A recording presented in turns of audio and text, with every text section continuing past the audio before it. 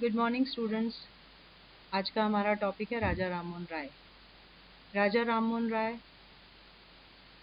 भारतीय राष्ट्रवाद के अग्रदूत, भारत के संवैधानिक आंदोलन के जनक, पुनर्जागरण के अग्रदूत, आधुनिक भारत के जनक आदि कई नामों से जाने जाते हैं। स्कूल से ही आप राजा राममोहन राय के बारे में सुनते रहे हैं, पढ़ते रहे हैं। कॉलेज में फर्स्ट ईयर में भी आपने ये टॉपिक पढ़ा। लेकिन फिर भी अगर मैं अभी आपसे कहूँ कि आप एक पेज राजा राममोहन राय के बारे में लिखें, तो आप शायद इस जानकारी की राजा राममोहन राय ने ब्रह्म समाज की स्थापना की थी, उसकी अतिरिक्त ज़्यादा बातें नहीं बता पाएंगे।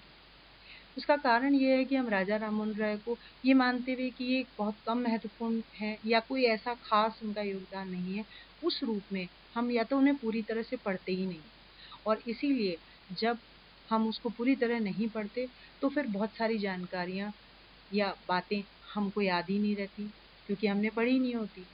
तो इसलिए अब एमए के इस क्लास में जब आप इसको वापस से पढ़ रहे हैं तो आप दो तरीके से इसको पढ़ें। पहला कि आपको एमए का एग्ज़ाम देना है और इस एग्ज़ाम देने के लिए आपको ये पढ़ना ज़रूरी है, तो उसकी तैयारी के लिए भी आपको पढ़ना है। और दूसरा, चूँकि एमए वो लाइन है जहाँ जिसके बाद अब आप कोई और डिग्री नहीं लेंगे, आप या तो कोई कॉम्पिटिटिव की तैयारी करेंगे या कोई एग्ज़ाम देंगे, और वहाँ जीके के तौर पे राजा राममोहन राय का टॉपिक आएगा। तो अब आपको दोनों तरह से इस टॉपिक की तैयारी करनी है, यानी कि राजा राममोहन रॉय एमए के परीक्षा के पास करने के हिसाब से भी और अपनी प्रतियोगी परीक्षा की तैयारी के हिसाब से, ताकि अगर उनसे संबंधित क्वेश्चन आए तो उसमें से अधिकांश क्वेश्चन आप सॉल्व कर सकें। तो इस रूप में हम आज पढ़ेंगे राजा राममोहन राय। किसी भी विचारक को पढ़ने के समय, चाहे वो भारतीय विचारक हो, दार्शनिक हो, चाहे वो पश्चिमी हो, आपको उनके प्रारंभिक जीवन को इग्नोर नहीं करना चाहिए। हम जब पढ़ते हैं तो हम कोशिश करते हैं कि अरे प्रारंभिक जीवन इसको तो छोड़ो, आगे अपन उनके राजनीतिक या सामाजिक विचार पढ़ लेंगे। जब हम प्रतियोगी परीक्षा की तैयारी करते हैं तो हमको इस बात का ध्यान रखना है कि हमको सूचनाओं की भी ज़रूरत है, और कोई भी सूचना कहीं से भी आपसे ली जा सकती है, और इसीलिए बहुत महत्वपूर्ण सूचनाएं उनके प्रारंभिक जीवन में होती है। इसलिए इस जो 5 बिंदु मैंने आपको अभी दिख रहे हैं आपको, उन 5 बिंदुओं को आप हमेशा किसी भी विचारक को पढ़ें तो इन 5 बिंदुओं को ज़रूर समझें। और वो 5 बिंदु हैं: पारिवारिक परिचय, शैक्षणिक योग्यता, संस्था निर्माण यानी उन्होंने किसी संस्था का निर्माण किया है या नहीं किया है, और लेखन या कि उन्होंने क्या लिखा है, और अंत में प्रभाव। इस तौर पे आप कोई भी विचारक पढ़ें तो आप ये पांचों चीज़ें ज़रूर टच करें। आज इस आधार पे हम राजा राममोहन राय को पढ़ेंगे, उनके प्रारंभिक जीवन को जब हम उनकी बात करते हैं तो हम देखते हैं कि राजा राममोहन राय का जन्म 22 मई 1772 को बंगाल प्रांत के हुगली जिले के राधा नगर नामक ग्राम में एक बनर्जी परिवार में हुआ था। ये परिवार एक कुलीन जमींदार परिवार था। उनके पिता रमाकांत और माँ तारिणी देवी थी, और शुरू से ही ये परिवार उच्च पदों पे आसीन रहा था। राजा राममोहन राय के पारिवारिक परिचय में सबसे जो ज़रूरी चीज़ है वो है उनके नाम से जुड़े हुए दो दो उपाधियाँ, और ये दो उपाधियाँ हैं राजा की उपाधि और राय की उपाधि। पहली उपाधि राय की उपाधि। ये उपाधि राजा राममोहन राय के पितामह कृष्णचंद बैनर्जी, जो कि बंगाल के नवाब के यहाँ एक उच्च पदाधिकारी थे, उनकी निष्ठा से प्रसन्न होकर नवाब ने उन्हें राय राय की उपाधि दी, यानी 2 बार राय की उपाधि। लेकिन उनके परिवार ने इस उपाधि को संक्षिप्त करके केवल एक ही राय को अपने नाम के साथ जोड़ा, और फिर वो बनर्जी के स्थान पर राय शब्द का प्रयोग करने लगे।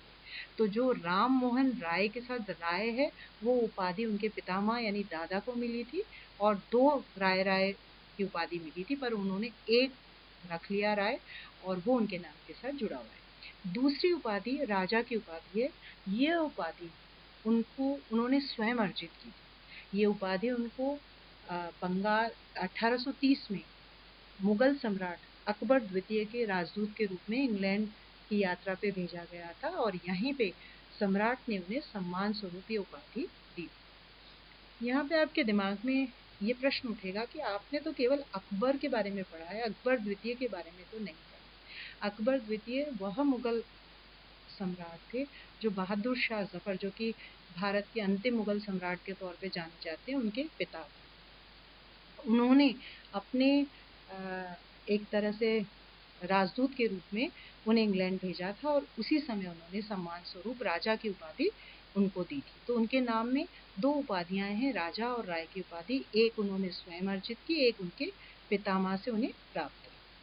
अब हम देखते हैं उनकी शैक्षणिक योग्यता। वो जो चीज इसमें आपका ध्यान खींचती है वो है उनकी बहुभाषीय ज्ञान। करीबन 10 भाषाओं का ज्ञान उनको था और ये जो 10 भाषाओं का ज्ञान था उन्हीं ने उनके व्यक्तित्व और कृतित्व का निर्माण किया। मतलब इतनी सारी भाषाओं को जब आप जानते हैं तो निश्चित तौर पे उनके साहित्य को भी पढ़ेंगे, आप उनसे संबंधित किताबों को भी पढ़ेंगे और ये उनके ज्ञान के साथ जुड़ा।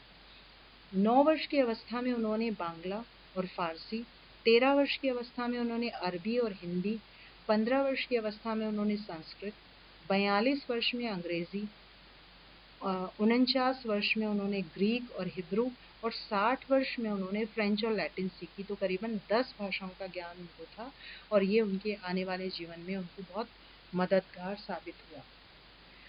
राजा राममोहन रॉय ने 10 वर्ष तक ईस्ट इंडिया कंपनी की सेवा की। 1803 से लेके 1814 तक उन्होंने ईस्ट इंडिया कंपनी के अधीन रंगपुर में नौकरी की और 1814 में उन्होंने नौकरी छोड़ के धर्म सुधार और सत्य की खोज के काम में वो लग गए और कलकत्ता रहने लगे। उनका शुरू के दौर में उनका संबंध बहुत सारे प्राच्य विद्वानों से हुआ। ये पश्चिमी प्राच्य जो है ना विद्वान, जो कि संस्कृत का अध्ययन कर रहे थे और इसी का असर आगे चल के उनकी जो जो संस्कृत के विभिन्न ग्रंथों का अध्ययन उन्होंने किया उसमें नजर आता है। तो दूसरी चीज उनका ये शैक्षणिक ज्ञान था। तीसरी चीज है उन्होंने किस तरह की और कौन सी संस्थाओं का निर्माण किया। तो उन्होंने 3 संस्थाओं का निर्माण किया और वो 3 संस्थाएं हैं। 1815 में उन्होंने आत्मीय सभा नाम की एक धर्म और दर्शन में रुचि रखने वाले लोगों की संस्था का निर्माण किया। ये हालांकि इस संस्था ने आगे चल के सामाजिक बुराइयों को दूर करने का काम भी किया, लेकिन मूलतः ये एक धर्म और दर्शन में रुचि रखने वाले लोगों की एक संस्था थी। 1827 में उन्होंने ब्रिटिश इंडियन यूनिटेरियन एसोसिएशन की स्थापना की, यानी कि ये ब्रिटिश भारतीय एकेश्वरवादी संघ था। और 1828 में उन्होंने ब्रह्म समाज की स्थापना की। आपको मालूम है कि जिस चीज के लिए राजा राममोहन राय को जाना जाता है वो ब्रह्म समाज है और इस ब्रह्म समाज का असर बंगाल के पुनर्जागरण युग पर बहुत पड़ा था, पूरे पुनर्जागरण आंदोलन पे और बंगाल पे इसका पूरा असर पड़ा। और राजा राममोहन रॉय ने द्वारकानाथ टैगोर के साथ मिलकर 1828 में इसकी स्थापना की थी। बाद में केशव चंद्र सेन भी इस आंदोलन से जुड़े थे, ब्रह्म समाज से जुड़े थे, लेकिन उनका आगे चल के जब विवाद हुआ तो केशव चंद्र सेन इससे अलग हो गए और उन्होंने अपनी एक संस्था भारतवर्षीय ब्रह्म समाज की स्थापना कर ली थी।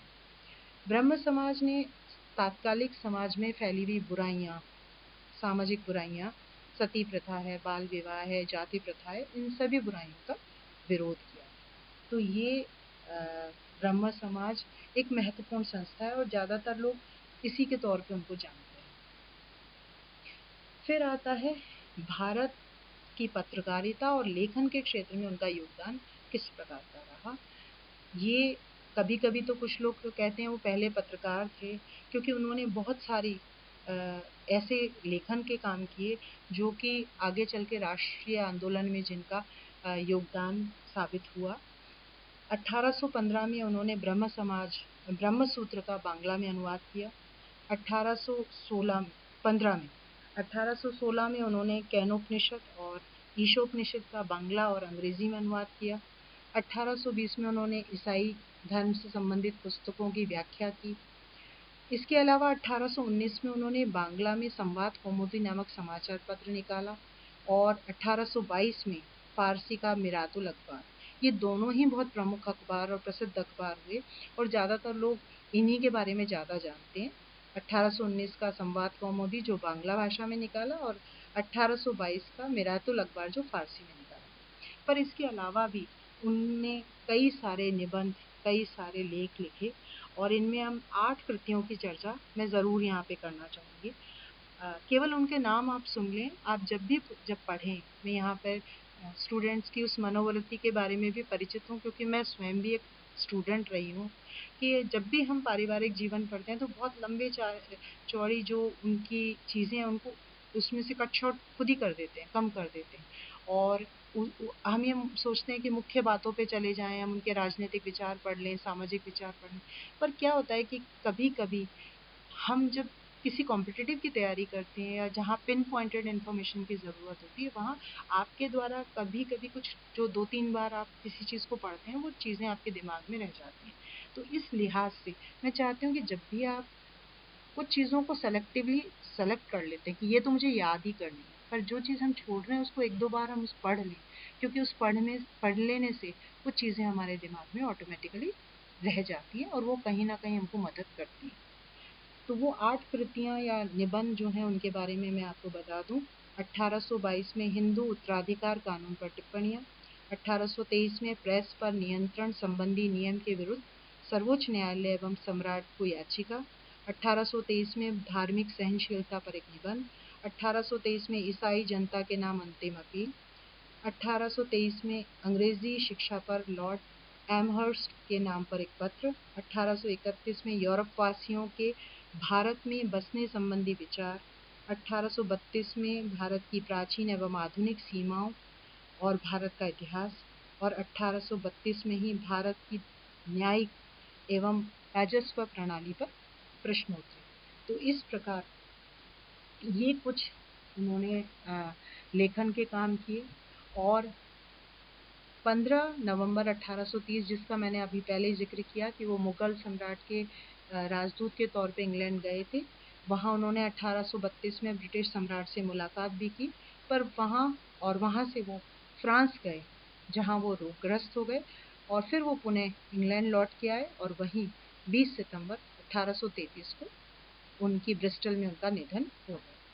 तो इस तरह से राजा राममोहन रॉय का ये जीवन चक्र है और यहीं हम अंतिम चीज़ की ओर आते हैं कि राजा राममोहन रॉय पे किस प्रकार के प्रभाव पड़े।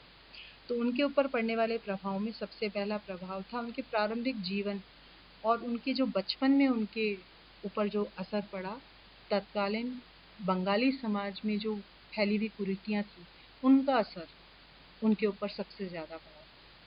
शुरू के दौर में जब उनके 1811 में उनके बड़े भाई की मृत्यु हो गई थी और जिस तरह से उनकी पत्नी को सती किया गया उसका उनके ऊपर बहुत बुरा असर पड़ा और साथ ही उन्होंने बंगाली समाज के उस विकृत चेहरे को भी देखा जिससे उनके मन में एक भाव उत्पन्न हो गया था कि वो इन सारी सामाजिक बुराइयों को दूर करने का उन्होंने मन बनाया। वो उनके सारे बचपन के प्रभाव। साथ ही उनके अंदर एक जिज्ञासु प्रवृत्ति थी, उनका ये जिज्ञासु सत्य की खोज के लिए जो उनका जिज्ञासु मन था उसी की वजह से वो हिंदू धर्म, इस्लाम या ईसाई धर्म की ओर आकर्षित हुए और उन्होंने क्योंकि वो बहुभाषी तो थे ही, बहुत सारी भाषाओं का ज्ञान भी रखते थे, तो उन्होंने धर्मों के मूल सिद्धांतों का अध्ययन किया और इसी से उनके अंदर जो अद्वैतवाद या एकेश्वरवाद जो का विचार उत्पन्न हुआ वो उसी का असर। तीसरा असर उनका ब्रिटिश जो शासन और समाज का जो प्रभाव उन पे पड़ा और उसी के परिणाम स्वरूप वो हालांकि आरंभिक दौर में अंग्रेजी शासन के प्रशंसक नहीं थे, पर बाद के समय में वो अंग्रेजी शासन को भारत के उत्थान के लिए सहायक मानने लग गए। राजा राममोहन रॉय ने जब अपने इंग्लैंड के प्रवास के दौरान उनके बहुत सारे लोगों से संपर्क हुए। वो फ्रांसीसी विद्वान मॉन्टेस्क्यू, अंग्रेजी विद्वान ब्लैकस्टोन, अंग्रेजी दार्शनिक कानूनविद जर्मी बेंथम, लॉर्ड ब्रोधम, इन सभी से वो प्रभावित रहे और उनसे कुछ ना कुछ उन्होंने लिया और आने वाले समय में उन्होंने अपने जो आंदोलनों में इन सभी नवीन विचारों को स्थान दिया। तो इस प्रकार से ये प्रारंभिक जीवन है जिसको मैं चाहूँगी कि आप सभी बहुत डिटेल तरीके से पढ़ें, ताकि उससे संबंधित किसी भी ऑब्जेक्टिव टाइप क्वेश्चन को आप इजीली सॉल्व कर सकें। अब हम देखेंगे राजा राममोहन राय के धार्मिक विचार। चूंकि आप जानते हैं राजा राममोहन राय एक धार्मिक और सामाजिक सुधारक रहे, इसलिए आज हम उनके धार्मिक विचारों का अध्ययन करेंगे। सबसे पहली चीज जो उनके धार्मिक विचारों का आधार है, जिसके बारे में हम पहले से ही बात कर चुके हैं, वो है अद्वैतवाद का समर्थन। राजा राममोहन राय का समस्त धार्मिक चिंतन का केंद्रीय तत्व है एकेश्वरवाद या अद्वैतवाद। अद्वैत शब्द ये अद्वैतवाद दरअसल उपनिषदों के अद्वैतवाद पे आधारित है। अद्वैत का मतलब है जिसमें द्वैत ना हो, यानी जिसमें ड्यूअलिटी ना हो, दो चीजें ना हो, एक ही हो। और इसी का जो ट्रांसलेशन है वो एकेश्वरवाद है, यानी कि वो एक संपूर्ण धार्मिक चिंतन का जो उनका सार था वो ये था कि संपूर्ण सृष्टि का एक ही आध्यात्मिक, संपूर्ण सृष्टि में एक ही आध्यात्मिक सत्ता विद्यमान है। और चूंकि ये एक ही आध्यात्मिक सत्ता विद्यमान है, इसलिए बहुत सारे अवतार का या बहुदेववाद का उन्होंने विरोध किया। ये विचार उन्होंने उपनिषद के अद्वैतवाद पे आधारित था उनके, साथ ही कुरान के अंदर तौहीद जो है का सिद्धांत, तौहीद का मतलब भी वही एक ईश्वर का सिद्धांत है, वो उन्होंने वहां से भी लिया और हिंदू धर्म के अद्वैतवाद से भी लिया। और इस एकेश्वरवाद के कारण ही उन्होंने मूर्ति पूजा का या बहुदेववाद का या अवतारवाद का पूर्णतः विरोध किया। उन्होंने ये माना कि सारी सत्ता, सारे सृष्टि की सत्ता एक ही है, और इसलिए ये जो भी तरह तरह के ईश्वर और तरह तरह के भगवान या तरह तरह के अवतार, ये सब गलत है। और इसीलिए उन्होंने एकेश्वरवाद के समर्थन में फारसी भाषा में तोहफल उल मुवाहिदीन नाम का एक ग्रंथ भी लिखा था। तो पहली चीज उनकी जो सारे धार्मिक चिंतन का सार थी वो अद्वैतवाद थी। और अद्वैतवाद को अगर आप दूसरे तौर पे देखें तो इसके शाखाएं अपने आप बनती चली जाती हैं। और इसीलिए जब आप दूसरी चीज देखते हैं मूर्ति पूजा का और धार्मिक कर्म कांड का विरोध, वो अद्वैतवाद से ही जुड़ी हुई है। जब वो अद्वैतवाद को मान रहे हैं, इसलिए वो ये मानते हैं कि सारे रूप और सारे जो तरह तरह के जो ईश्वर के प्रकार हैं वो बेकार हैं, क्योंकि अंततः सत्ता तो एक ही है। इसीलिए उन्होंने मूर्ति पूजा का और धार्मिक कर्मकांडों का भी विरोध किया। उनका कहना था कि धर्म का कोई एकांत आराधना का कोई मतलब नहीं, धर्म वास्तव में सच्ची मानवता की सेवा है। इसलिए मूर्ति पूजा, कई कई तरह के उपासना के प्रकारों को रखना और उनकी आराधना करना अनुचित है। और उनसे जुड़े हुए जो धार्मिक आडंबर है, जब हम मूर्ति पूजा करते हैं तो उसके साथ कई सारे धार्मिक आडंबर हैं जो कि तत्कालीन बंगाली समाज में बहुत प्रचलित थे। बलि की प्रथा थी या पूजा के तरह तरह के कर्मकांड थे, तो उन्होंने उसका भी विरोध किया। बहुत तरह के देवताओं की पूजा करने के विचार को भी उन्होंने शास्त्र सम्मत नहीं माना। तो अद्वैतवादी होने की वजह से वो मूर्ति पूजा और धार्मिक कर्मकांड के भी विरोधी थे, और उन्होंने इन सभी चीजों को शास्त्र सम्मत नहीं माना। और ये कहा कि जब ईश्वर की इस आराधना का तो सच्चा मतलब मानवता की सेवा करना, किसी प्रतिमा की उपासना नहीं है। और इसीलिए उन्होंने मूर्ति पूजा और धार्मिक कर्मकांड का विरोध किया। फिर आता है राजा राममोहन रॉय के धार्मिक विचारों में बहुदेववाद का विरोध।